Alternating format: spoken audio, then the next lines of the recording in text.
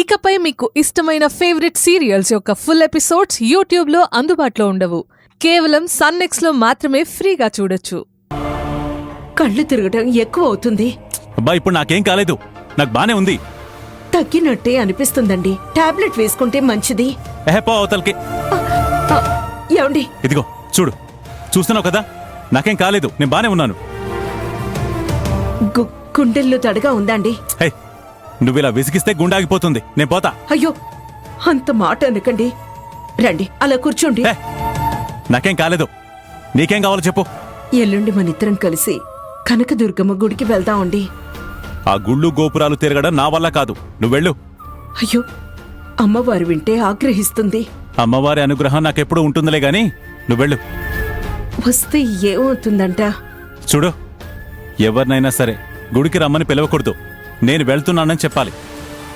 ఇలాంటివి బాగానే చెప్తారు. ఏంటి? ఒక గంట నాతో పాటు వస్తే ఏమవుతుంది? నా కోపం తెప్పించకుండా వెళ్ళు.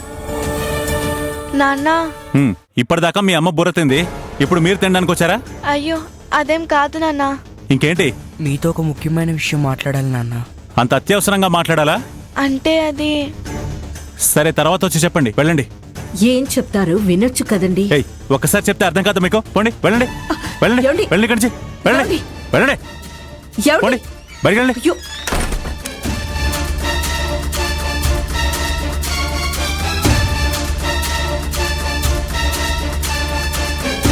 మీ నాన్నతో ఏం చెప్పాలని వచ్చారు?